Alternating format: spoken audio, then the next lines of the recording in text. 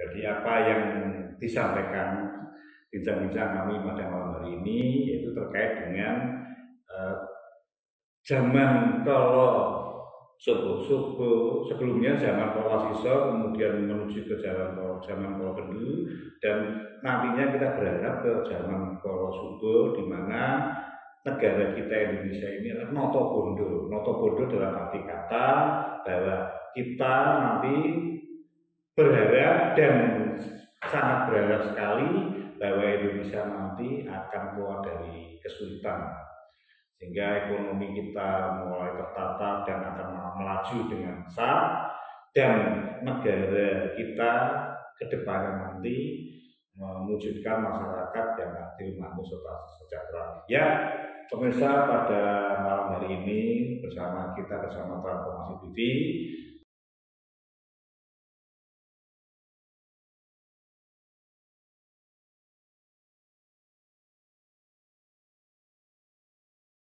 Ya, assalamualaikum warahmatullahi wabarakatuh. Selamat malam, salam sejahtera bagi kita semuanya.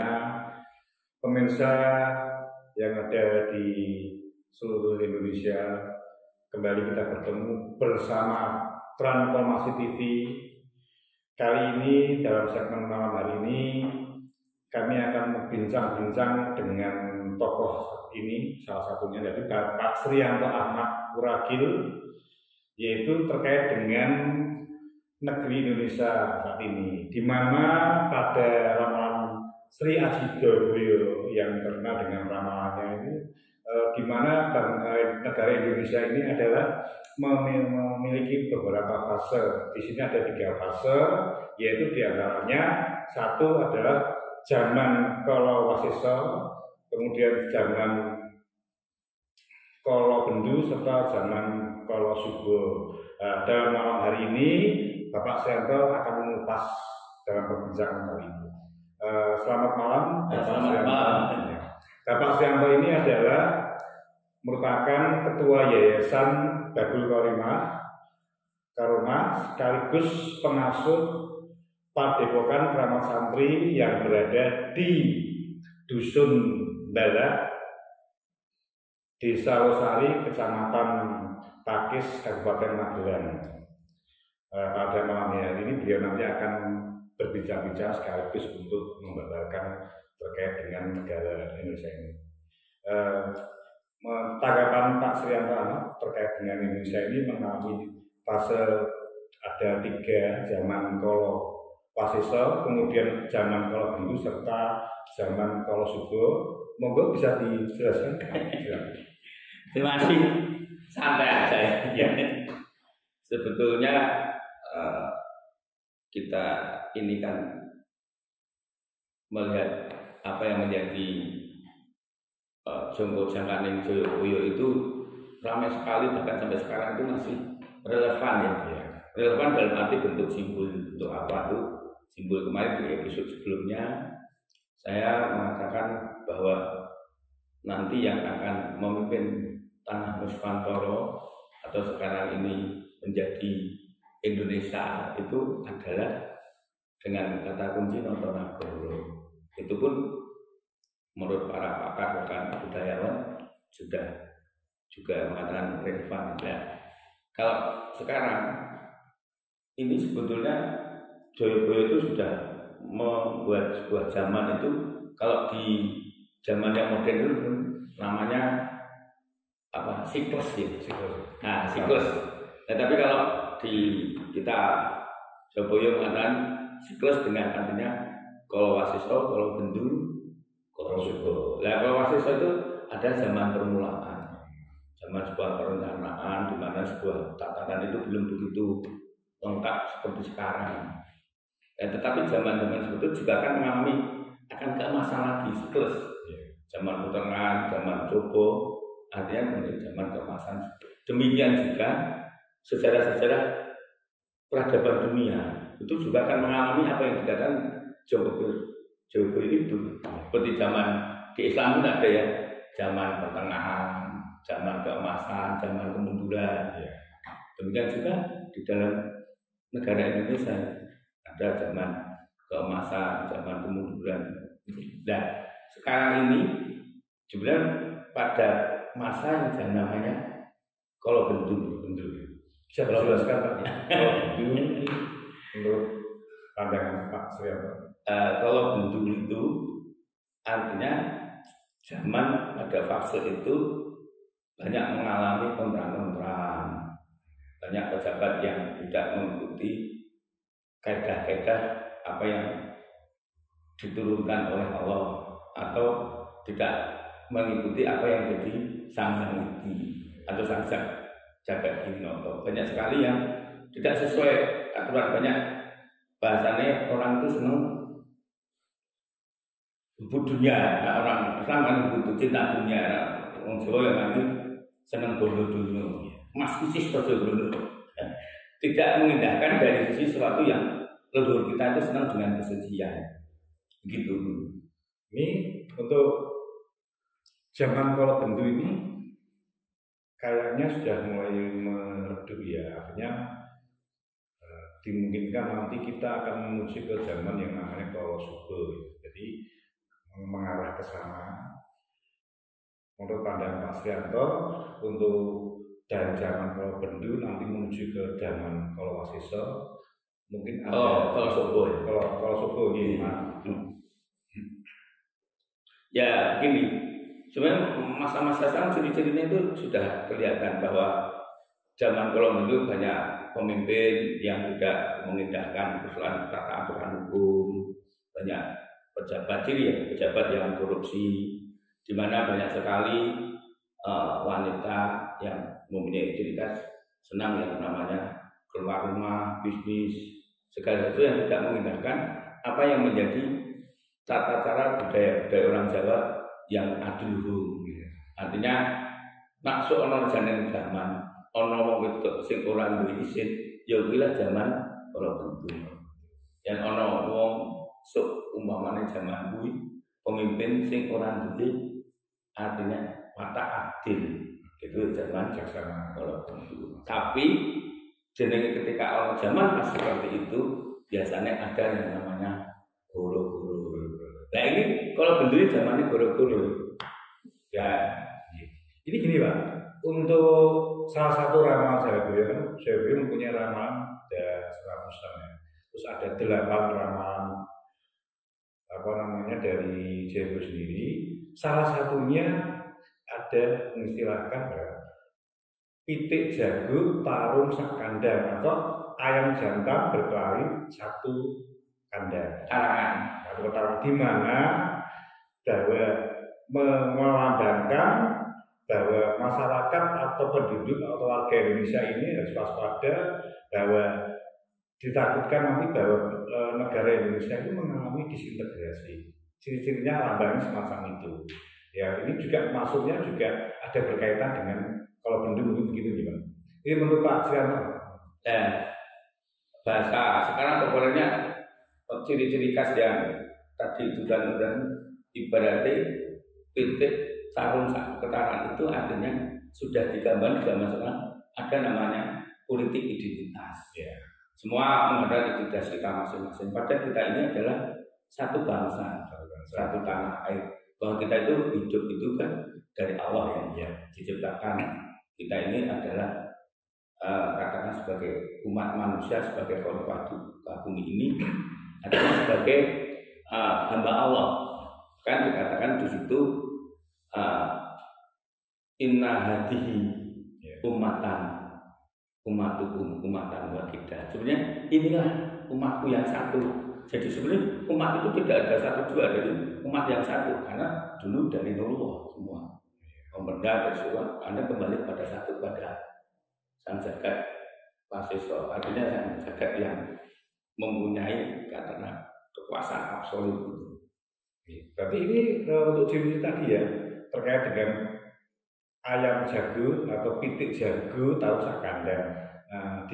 Diwaspadai bahwa nanti takutnya bahwa ada ciri-ciri bahwa negara kita nanti akan terjadi disintegrasi. Tetapi kita tidak akan ke situ ya, karena ciri-cirinya sedikit terlihat bahwa banyak terjadi adu domba.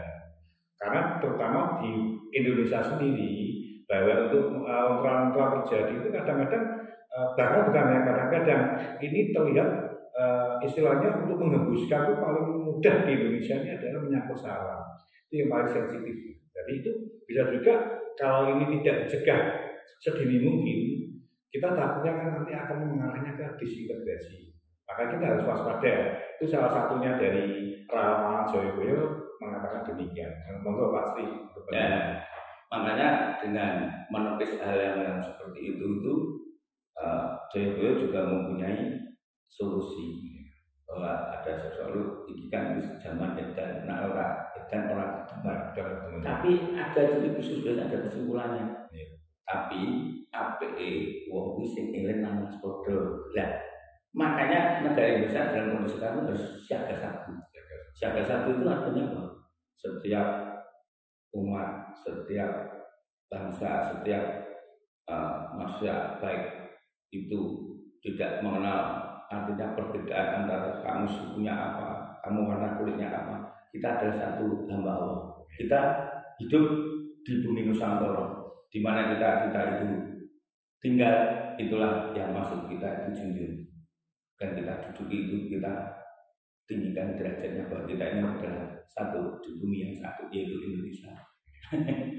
Kemudian untuk ini Pak, setelah kita nanti fase melewati ya tahap fase yang namanya zaman Kolobendu, nanti akan menuju ke fase yang namanya zaman Kolosobo, di mana nanti kita mulai menata hidup baru, yang mana Indonesia nanti akan menuju ke zaman kemasan, ya, di mana nanti bahwa Indonesia nanti akan menuju ke makmur, negara yang makmur, sejahtera dan makmur. Menurut Pak Srianto mengenai zaman Kolosobo ini, ya sebetulnya zaman Kolosobo itu diberi tanda-tanda dengan yaitu masa akhir.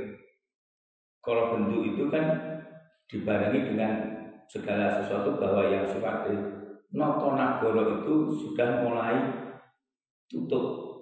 Karena kepemimpinan di situ sudah mulai menutup, Notonagoro sudah kepemimpinan. Nah ini upayanya yang artinya ada istilahnya itu Notobondo. Maksud noto kesejahteraan, noto kepemimpinan. Bahwa negara Indonesia itu kan ibaratnya diiringi manusia sajagat. Di mana ada kekayaan tambah, kekayaan rempah dari bumi, dari sisi air, kelautan, semua kepulauannya juga bagus.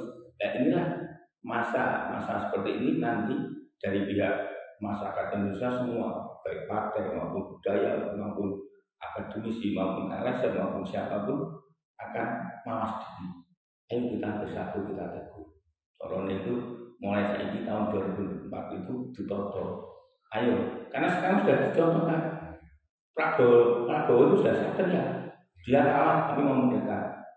Kalau saya kalah dan saya tidak mau mendekat, dan negara mau jadi apa? Dia sudah jiwa satria, karena dia sudah menunjukkan dedikasinya. Dia sebagai pemimpin bangsa kalah, ya wes itu kan dalam peperangan berbelut. Tapi ketika nanti sudah wayai lingsir, ya kita zaman itu zaman paripurna, ayo kita bangun bangsa itu.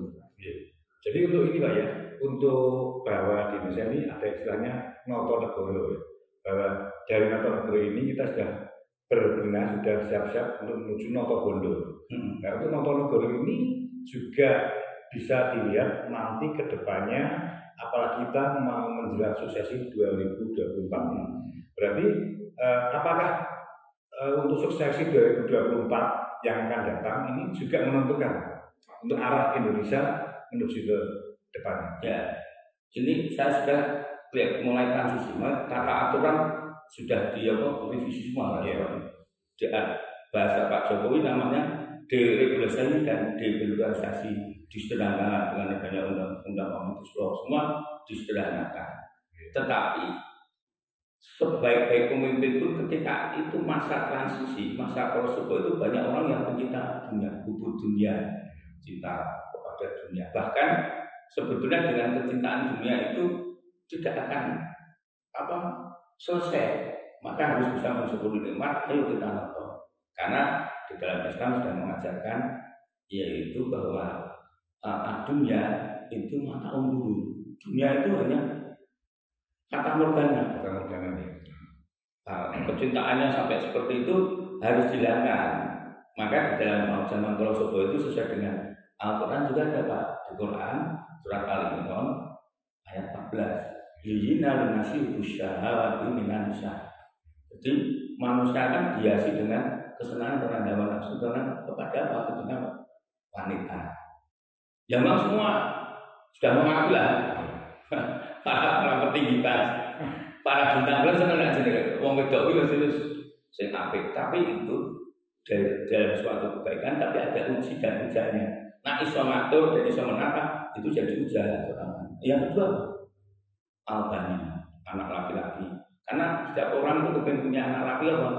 Ya dia sudah jadi pemimpin. Karena arijal wamuna alamuna nisa. Yang berikutnya setelah laki-laki apa? Yaitu konatil kontoro, harta benda yang berlimpah, baik dari zahab dan juga perak. Nah inilah yang menurut saya akhirnya ini zaman-zaman kalau bendu ini. Tetapi mulai dari sekarang ini mulai teman-teman dari pihak para pengusaha, para politikus mulai menonton bondo. Apakah mau seperti ini terus? Pak Prabowo sudah mulai menata, dari pihak PKS sudah mulai menata. Nah maka negara Indonesia itu ada 3 ciri ya. Satu itu santri, yang kedua itu priai, yang ketiga itu adalah abangan. Nah, kalau nanti kaum santri, abangan dan juga priai itu sudah bersatu, itulah tanda ciri akan memasuki zaman keemasan atau zaman Kolosobo.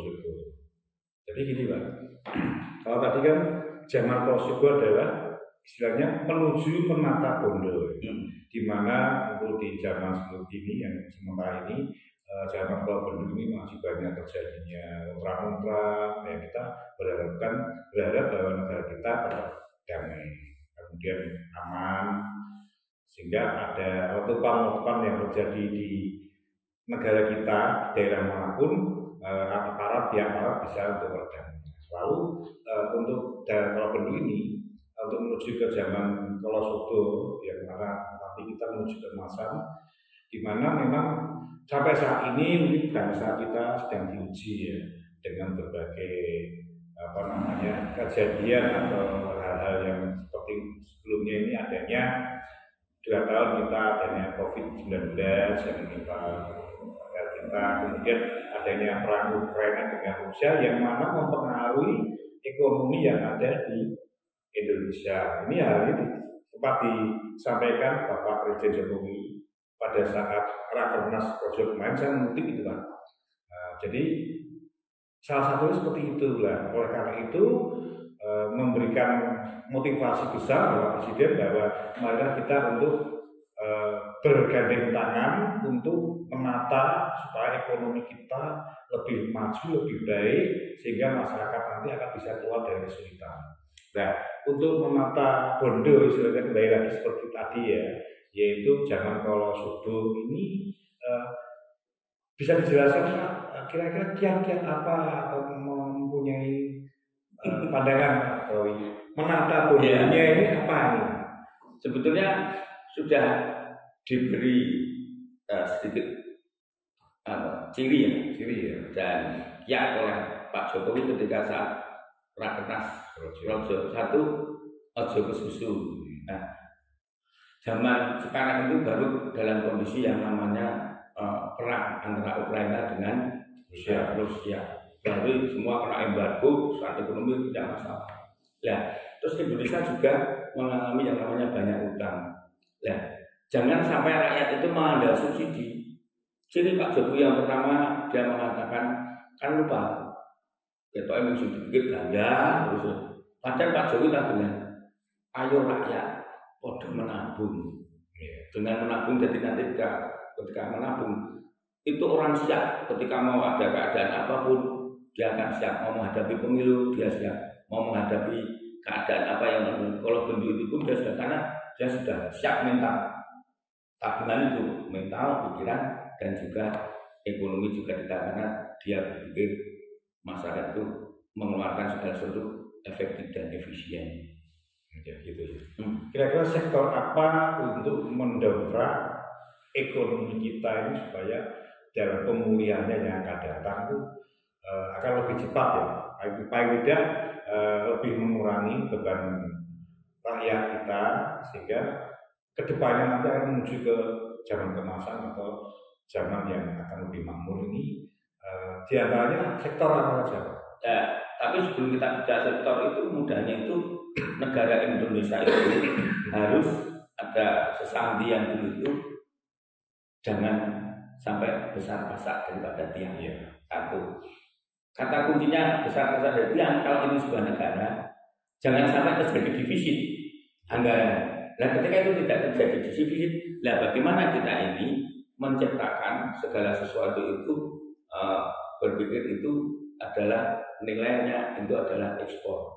Jangan sampai antara ekspor dan impor itu katakanlah besar impor daripada ekspor. Lainnya akan terjadi defisit yang minimal imbang. Nah, untuk menciptakan suatu negara yang tidak defisit dan akan menjadikan surplus itu harus semua lini itu kita kuasai. Tapi yang paling pokok sebetulnya saya kaji itu kelemahan di Indonesia itu satu ya. Negara Indonesia itu kan sebetulnya negara agraris. Nah, tapi bisnisnya kenapa mengikuti negara-negara industri? Nah ini keliru. Negara Indonesia itu negara. Makanya kalau saya mau berpikir industri adalah industri agrikultur. Makanya sekarang ini banyak petinggi mulai bagaimana agar kita kuat ketahanan pangan meningkat. Itu yang kedua, bagaimana sektor real itu menggiat. Nah, di situ Pak Jokowi mengatakan kalau bisa anggaran negara itu jangan sampai tidak terserap. Kuartal pertama harus terserap dulu. Dari sektor yang apa? Yang pangan. Dia terserap apa? Tenaga kerja akan menggeliat, menciptakan lapangan kerja dengan sektor-sektor yang sifatnya mendukung. Kalau di mana ya? Kalau kita dalam teori ekonomi itu kan ada istilahnya kalau harga minyak mentah dunia itu berbanding lurus dengan mungkin pembangunan ekonomi. Terus yang kedua itu ada jadi adalah non-farm payroll. Apabila gaji di sektor luar pertanian itu maju, itu berarti ekonomi menggeliat. Tapi sekarang itu kan pendapat barat. Pas sekarang saya akan balik. Justru pendapatan dari sisi pertanian, industri pertanian yang maju itu akan menguatkan. Karena itu adalah ekonomi yang tidak ibaratnya bukan tidak bisa diperbarui, bisa diperbarui. Sektor apapun kata Pak Mahatma Gandhi, kalau kita ini sudah ketahanan pangannya sudah kuat, sudah swadesi, artinya swadesi itu bisa berkarya untuk produksi dalam negeri sendiri, untuk dalam negeri sendiri akan kuat. Ya, jadi akan kuat otomatis semua sektor akan mengikuti. Jadi nanti bicara masalah agraris, ya kalau untuk sebelumnya ini bahwa memang terkenal bahwa negara kita ini adalah negara agraris, ya, hampir 70% lebih. Ya. Sekarang larinya ke industri ya, karena salah satunya diantaranya karena bahwa sekarang sudah sistem digital, jadi apapun dari agraris pun dalam perkembangan pun ke industri mengenai digital juga salah satu yang mempengaruhi kemajuan ke depannya. Nah, lalu dari sektor agraris sendiri, dari pertanian itu untuk sekarang ini yang sedang di atas angin ya, ini adalah mengenai sawit, Pak. Ya. Sawit di mana ini harapannya ini adalah penghasil devisa, ya. Artinya pemasukan yang ke negara kita yang besar. Nah, terkait dengan minyak, bisa menjelaskan terkait dengan sawit yang akhir-akhir ini meningkat. Ini terakhir nggak hanya berpikir dari zaman, tapi juga nah ini nggak apa-apa, karena ini memang wayang Notobondo. Ya, apa yang ditanyakan oleh Pak Taufik ini benar. Lah sebetulnya Indonesia itu sebenarnya nggak persoalan masalah apa, masalah strategi aja, pilihan. Jadi strateginya ini kadang-kala entah memang disengaja dibuat seperti itu atau memang strateginya yang keliru. Makanya saya tidak bisa menduga juga artinya apakah itu memang strateginya itu atau memang itu dibuat oleh pengusaha-pengusaha yang tidak nasionalisme. Tentunya persoalan masalah. Kenapa minyak goreng itu bisa harganya melonjak itu? Karena rata-rata pengusaha yang tidak nasionalis itu ada dugaan itu menjual IPO. Artinya apa? Menjual kelapa sawit di luar negeri itu artinya minyak mentahnya, CPO-nya. Nah ini yang tidak benar. Karena apa? Dia tidak memikirkan, hanya memikir dari sisi keuntungan. Ini jangan mulai bentuk itu. Artinya dia hanya memikir keuntungan, tidak memikir dari sisi masyarakat yang lain, memikir dari sisi negara. Karena dia dengan praktek dia menjual sebenarnya akan menimbulkan dampak yang tidak baik. Karena apa? Artinya bisnis itu tidak seimbang dan negara Indonesia dirugikan. Banyak sekali minyak pun Pak Jokowi sudah mengatakan dijual minyak mentah. Terus apapun maka sekarang Pak Jokowi ingin kalau memang bangun di sini dengan kerjasama ahli teknologi harus buat smelter. Dan sekali kemauan tambah emas, ya, kalau bisa di sini jual emas dengan apa bahannya di sana kita jual emas. Jadi namanya ahli teknologi.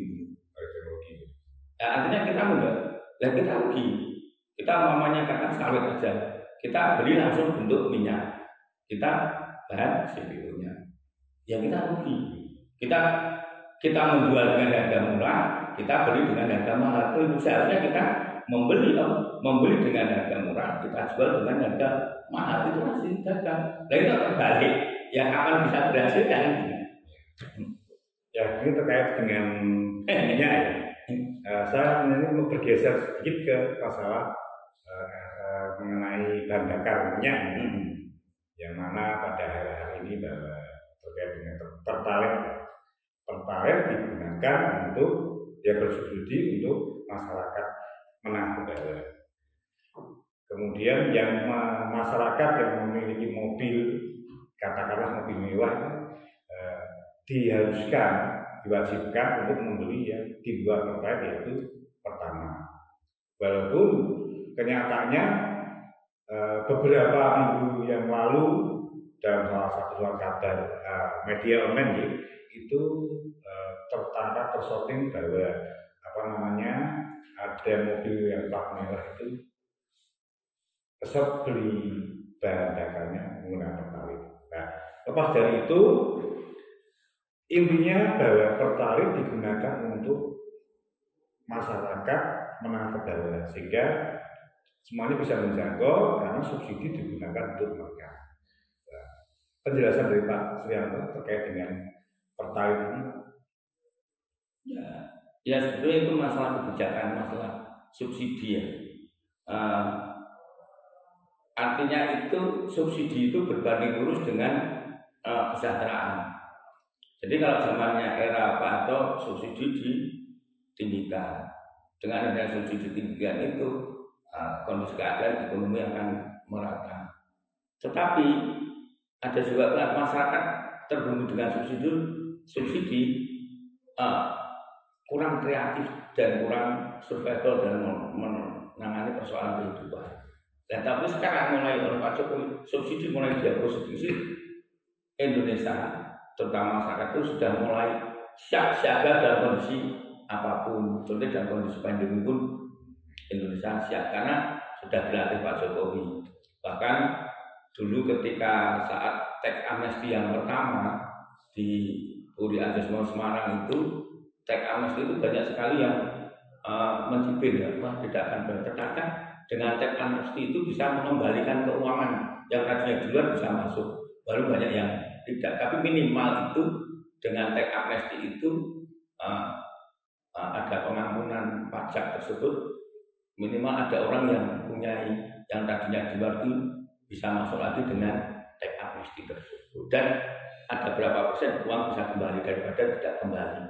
Minimalnya daripada orang kembali, orang ketung stik Bali. Bahasanya Pak Jokowi. Jadi untuk terkait dengan minyak sawit ya, bahwa di negeri kita ini penghasil devisa dari sektor pertanian ini sawit juga sangat tinggi, nomor 2 dunia. Ya, nomor 2. Lalu ini selain itu Pak, kita mempunyai tambang yang sangat luar biasa ya. Terkait selain daripada sawit untuk yang tambang termasuk batu bara, kemudian ada tambang emas dan sebagainya. Ini juga kayaknya batu bara sendiri oleh para pebisnis ini sangat menggiurkan karena melihat katanya keuntungan lebih besar. Nah, untuk pandangan ya ini kan ciri khas ketiga itu kan zaman Wonosobo itu mulai menata itu, bagaimana menata dari sisi hasil bumi, termasuk hasil bumi itu masuk hasil tambang itu ditata. Dan ditatanya seperti apa? Pemerintah sudah menegakkan yang namanya politik proteksi. Kalau mau mengeluarkan jangan sampai yang rusak bahan baku, bahan mentah. Kalau sudah jadi mau dijual, nah inilah bagus karena kan nilainya daya dukung, nilai jualnya tinggi. Ya, ini terkait dengan ini Pak, bahwa zaman kalau subuh ini yang menuju Nota Bandar ke depannya. Nah, padahal untuk kita kaitkan dengan kepemimpinan, bahwa untuk Bapak Presiden Joko Widodo ini kedepannya nanti dia tidak akan menjalankan lagi. Berarti nanti ada penerusnya, siapapun nanti di suksesi tahun 2024 yang akan memimpin sebagai penerus atau penggantinya Pak Jokowi, tentu saja kedepannya mempunyai tekad bahwa bangsa Indonesia dibawa ke era kemakmuran atau menata ganda bahasa Jawanya tadi itu ya, zaman kalau subuh tadi ya. Padahal di era ini utang kita tuh sudah membengkak ya, mencapai hampir 10.000 triliun. Apakah nanti untuk suksesi ke depan siapapun pemimpinnya ini akan dapat istilahnya menutup dari apa yang negara kita mempunyai utang, kemudian akan menuju kejayaan Indonesia ke depannya? Bagaimana Pak penjelasannya? Terima kasih. Benar begini. Sebetulnya kalau persoalan itu sebetulnya asal satu, pemimpinnya itu betul-betul adil, poromato, pemimpinnya betul-betul mengedepankan kepada penghidupan rakyat. Hal itu mudah. Karena apa? Walaupun utangnya seperti itu, kalau dibandingkan dengan kekayaan alam Indonesia itu tidak sebanding. Bahkan negara Indonesia itu termasuk negara yang memiliki kolateral yang tinggi. Kalau mau nyetak emas saja, Indonesia kan apa? Punya bahan persediaan emas yang tinggi untuk mencetak uang. Jadi termasuk sekarang kalau kita lihat Freeport, ya. Terus sekarang kalau di Magelang sini aja kita di Jateng itu ada Merapi, pasir melimpah, terus tambang tembaga melimpah apa? Hanya ini masalah manajemen. Bagaimana tata kelola pemerintah Indonesia itu baik dan tidak terjadi. Yang penting itu hanya sifatnya itu program. Jadi Indonesia itu kelemahannya itu berpikir hanya program oriented, tapi bukan artinya produksi oriented, masa oriented. Bahkan hanya berpikir slogan oriented. Slogan oriented itu pengadaan, tapi sebenarnya pengadaan itu justru sebenarnya tidak efektif. Contoh tol itu ya bagus, karena kita bisa efisien. Tapi untuk ketahanan nasional lemah karena apa? Akhirnya banyak orang yang tidak bisa bekerja di sektor tol. Dulu kan ada, kan enggak. Terus dulu kalau tol itu apa? Biasanya kalau tidak jalan kita ke Jakarta itu banyak warung, itu tidak ada tol. Warung-warung ketika saat terjadi tol pertama itu ekonomi tidak memelihat. Maka saya mengharap kepada pemerintah ini di samping membangun jalan tol, kalau bisa itu membangun jalan negara. Jangan tol terus, karena kalau tol terus nanti ini sektor-sektor katakanlah untuk penguatan tenaga kerja sektor hilir nggak melihat, tapi tol dijalankan, tapi jalan negara juga jalan, atau jalan dua ganda, artinya jalan seperti rel kereta itu, artinya jalan dua sisi negara dan jadi tidak tol tapi jalan dua sisi itu bagus karena di kanan kiri itu akan menggeliat ekonominya. Ya. Mungkin ya sebagai penutup Pak. Ya, terima kasih. Baiklah pemirsa Transformasi TV, perbincangan kita ini sangat mengasihkan sekali bersama Bapak Srianto Ahmad Wakil. Jadi apa yang disampaikan bincang-bincang kami pada malam hari ini yaitu terkait dengan zaman kalau Sobo sebelumnya zaman Kolasiso, kemudian menuju ke zaman Kolo Kendu, dan nantinya kita berharap ke zaman Kolo Subo, di mana negara kita Indonesia ini adalah Notobondo. Notobondo dalam arti kata bahwa kita nanti berharap dan sangat berharap sekali bahwa Indonesia nanti akan keluar dari kesulitan, sehingga ekonomi kita mulai tertata dan akan melaju dengan besar, dan negara kita ke depan nanti mewujudkan masyarakat yang adil, makmur, serta sejahtera. Ya, pemirsa, pada malam hari ini bersama Transformasi TV akan mengakhiri. Namun sebelumnya Bapak Srianto bisa memberikan pesan-pesan untuk. Terima kasih. Kami Srianto Ahmad Wakil ingin sebagai Ketua Padepokan Rahmat Santri ini ingin sumbangsih kepada bangsa negara itu bahwa ini adalah masa-masa yang tepat untuk meraih zaman keemasan. Nah, zaman keemasan itu akan dapat dicapai memang harus mulai tahapan yaitu zaman Kolo Kendu, zaman transisi apa-apa angel. Tapi kita yakin asal kita bersatu, kita keluh semua rakyat bareng-bareng memaju transisi itu setiap 100 tahun akan terjadi kepemimpinan yang saudara regulasi akan menjadi pemimpin yang adil koromato. Karena ini Kak, dari kemerdekaan kan tahun 1945 ya. Berarti kan 20 sekitar 20 tahun lagi mencapai titik kulminasi yaitu zaman keemasan atau zaman Kolo Subo. Karena nanti utang sudah beres, kesejahteraan pendapatan per kapita sudah tinggi. Yang ketiga itu segala jalan-jalan sudah baik, sektor real menggeliat semua, para pemimpin juga sudah enak, maka kita menjadi negara yang kata Joko Widodo itu negara yang menjadi negara yang adidaya, tapi tidak superpower karena dia akan melindungi negara itu dan menjadi jargon negara yang mendamaikan. Ya, baiklah pemirsa, pada Transformasi TV pada malam ini kita akhiri perbincangan bersama Bapak Srianto Ahmad Wakil. Sampai berjumpa pada episode berikutnya dengan pembahasan yang lebih menarik. Selamat malam.